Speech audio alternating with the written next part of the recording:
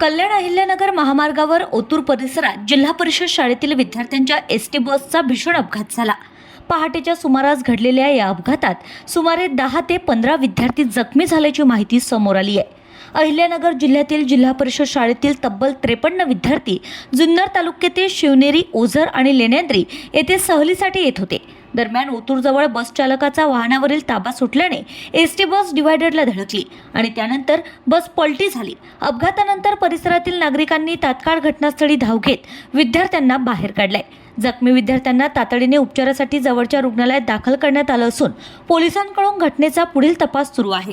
या घटनेने हळहळ व्यक्त होत आहे। अहिल्यानगर जिल्ह्यातून जिल्हा परिषद शाळेतील 53 विद्यार्थी जुन्नर तालुक्यातील शिवनेरी, ओझर, लेण्याद्री परिसरात सहल येत होती। यावेळी ओतूरजवळ चालकाचा एसटी बसवरील ताबा सुटल्याने एसटी बस डिव्हायडरला धडक लागून अपघात झालाय।